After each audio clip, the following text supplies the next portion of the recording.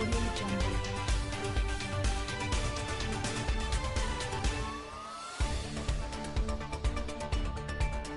Prince Harry and Meghan Markle's statement about the situation in Afghanistan was bland and wishy-washy due to Meghan's future political ambitions, a commentator has claimed. Last week, the couple released a statement saying the Taliban's rapid takeover of the war-torn country left them speechless. They also described the state of the world right now as exceptionally fragile, urged people to support charity organizations doing critical work and pleaded with the international community to alleviate suffering. However, they did not mention U.S. President Joe Biden, who is pressing ahead with the withdrawal of troops from Afghanistan. And speaking on the Daily Mail's royal show Palace Confidential, diarist Richard Eden gave his view on why the couple kept politics out of the statement. He said, "Harry was very much involved in that conflict, so to see what's happened now must be very difficult." Then they issued this statement, which was very bland and very wishy-washy.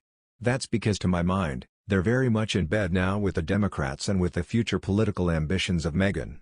As well as referencing the situation in Afghanistan, Harry and Meghan's statement also talked about the devastating deadly earthquake in Haiti as well as the ongoing COVID-19 pandemic. It said, "As we all watch the growing humanitarian disaster in Haiti, and the threat of it worsening after last weekend's earthquake, we are left heartbroken. And as we all witness the continuing global health crisis, exacerbated by new variants and constant misinformation, we are left scared. When any person or community suffers, a piece of each of us does so with them, whether we realize it or not. And though we are not meant to live in a state of suffering, we, as a people, are being conditioned to accept it. It's easy to find ourselves feeling powerless, but we can put our values into action, together. To start, we encourage you to join us in supporting a number of organizations doing critical work. We also urge those in positions of global influence to rapidly advance the humanitarian dialogues that are expected to take place this fall at multilateral gatherings such as the UN General Assembly and the G20 Leaders Summit. As an international community, it is the decisions we make now, to alleviate suffering among those we know and those we may never meet, that will prove our humanity." The previous day, Harry released another statement in his role of founder of the Invictus Games Foundation, in which he urged Army veterans of the Afghan conflict to help and offer support for one another. Harry, who spent 10 years in the British Army, which included 2 frontline tours to Afghanistan, founded the Invictus Games especially for injured and wounded servicemen and women. In the statement, he spoke of the shared experience soldiers who fought Afghanistan have and said what is happening now in the country resonates across the international Invictus community. Besides, Meghan Markle could offer Kate, the Duchess of Cambridge, a helpful opportunity to demonstrate her commitment to public duties, claims a royal expert. Rumors of a potential Netflix project between Kate and Meghan have begun to circulate, after it emerged the Duchesses had improved their relationship in recent months. As the Duchess is never super flashy about her work ethic, certain people have commented that she is less hardworking in comparison to other senior royals.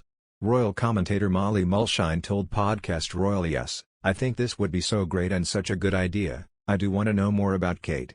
Obviously, they need to know more because there is this perception among some people that she's not working just because she's not super flashy with it, so I think this would be helpful and such a great move for them. I didn't think it was a big deal that Kate wasn't on the list for the 40 by 40 initiative because William doesn't help Harry with the Invictus Games, you know? They don't have to all work together. I believe that Kate and Meghan are having a good relationship now because I don't see any reason for them to not to." Rumors of a rift between the Duchesses began to circulate in the autumn of 2018. After Prince Harry and Meghan Markle broke away from Kensington Palace and established their own royal foundation. It later was claimed that Kate had been left in tears in the days leading up to the Sussexes' royal wedding in 2018, following a dispute over flower girl dresses. Meghan Markle later clarified during her tell-all interview with Oprah Winfrey that the reverse had happened and it was Kate who had made her cry after they encountered difficulties with Princess Charlotte's dress. Molly Mulshine continued, "I don't feel like Meghan was throwing Kate under the bus by saying Kate was the one who made her cry. I don't think Kate would be annoyed by that, she was just setting the record straight. I don't think there's any reason to think that they're not on good terms and to think that they're not going to work together." The two duchesses have reportedly begun communicating since the arrival of Meghan and Harry's daughter Lilibet on June 4. Kate sent the newborn a gift and told reporters at the G7 summit that she can't wait to meet her baby niece. A source told Us Weekly that Meghan Markle had approached Kate to discuss collaborating on a project that would focus on her charity work and philanthropy. The insider said, "Kate is very flattered, and it's all very positive between them." As a working member of the royal family, It is unlikely that the Duchess of Cambridge could enter any form of negotiation with Netflix, as members of the royal family aren't allowed financial endorsements. Since leaving the royal family, Prince Harry and Meghan Markle have signed deals with streaming giants Netflix and Spotify for a value of over £100 million. The multi-million-pound deal will see the couple produce a range of informative and uplifting content. In April, Prince Harry announced that he would be executive producing a docuseries titled Heart of Invictus, which would be focused on the 2022 Invictus Games. Meghan Markle is also producing a children's animated series called Pearl, which will follow a young girl interacting with influential women throughout history.